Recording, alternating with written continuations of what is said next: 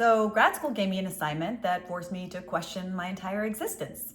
I had to write my own obituary. Nothing like pretending you're dead to remind you that you're very much wasting time alive. My first thought was to roast myself. Here lies Gabriella, big dreams, zero guts, and a PhD in putting things off. That's really depressing. But then it hit me. The assignment isn't about death at all. It's about life. About the fact that your obituary calls bullshit on all your excuses. In this episode, I'll show you how writing your own obituary forces you to get brutally honest with yourself and how to write your own so you can finally start living the life you've always dreamed of. Before it's too late. I'm Gabriella, therapist in training, sharing my grad school journey to engage, empower, and educate. Get in, losers. We're writing our own obituaries.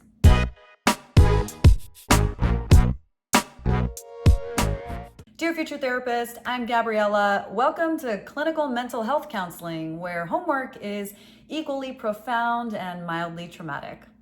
Writing my own obituary stirred up a lot of complicated emotions for me. At first, I wanted to deflect with humor, but underneath the urge to joke, I realized I was avoiding the actual discomfort of the assignment. Because to do it, I had to ask myself some pretty vulnerable questions. Am I living up to my own standards? What do I actually want to accomplish before I die? Who do I want to be? What's really stopping me? It forced me to stare my perfectionism in the face. And let me tell you, that bitch is relentless. The truth is, your reality reflects the version of you it sees the most. And that raises another question. Who am I most of the time? Because writing your obituary isn't about death. It's about taking inventory on how you're living. How do you want to be remembered? Who will miss you when you're gone? Who and what are your priorities? Are you making important decisions out of fear? It's like, what's scarier? Dying without ever having gone for your dreams, or starting right now? Because the truth is, every excuse sounds reasonable until you put it in obituary form. She was too old. She was too tired. She was afraid of looking stupid. That's not exactly the legacy I want read at my funeral. When it comes down to it, I'd rather be old, do it tired, and look stupid.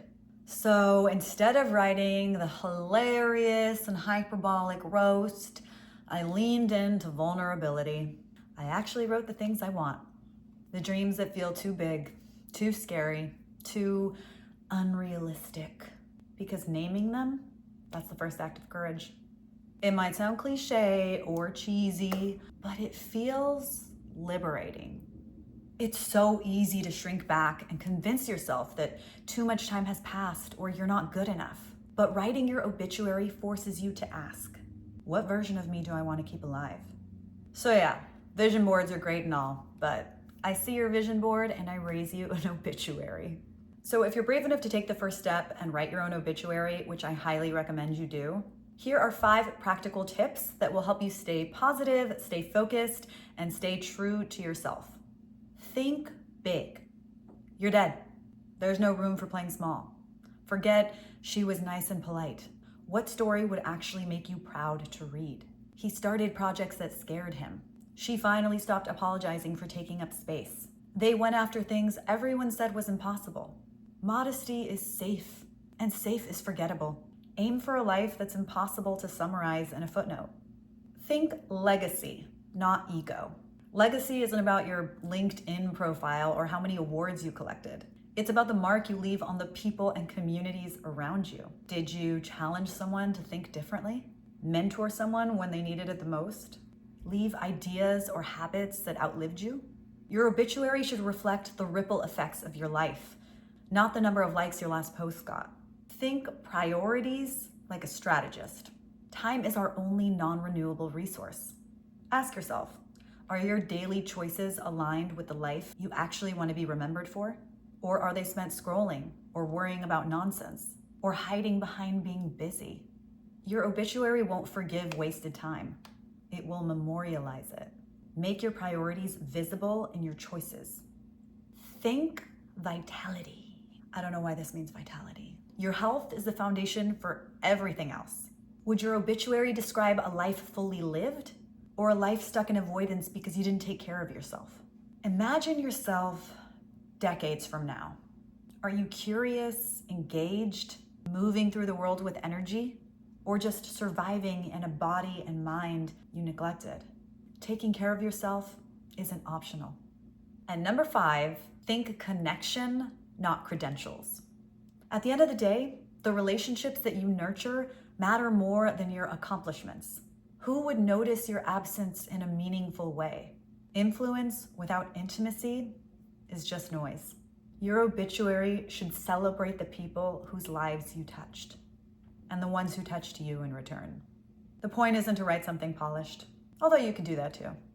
The point is to get honest, painfully and beautifully honest about what you want your life to look like. And if all else fails, just type up a list of how you want to be remembered and what you want to accomplish before you die, throw it into ChatGPT, and ask AI to format it as an obituary. It's a start. Seeing your own obituary written out like that might just give you the jolt you need. Tell all the girlies we're swapping out our vision boards for obituaries, because honestly, I think I'm gonna make it a tradition, writing a new obituary every year. Because if I can look at it and say, yeah, I'm leaning into that version of myself, then at least I know I'm on the right path.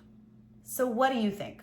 Is writing an obituary a morbid task or an aspirational exercise? Let me know in the comments. And if you try this out, I'd love to know how it goes. Dear Future Therapist, I'm Gabriella, and I will see you in our next session.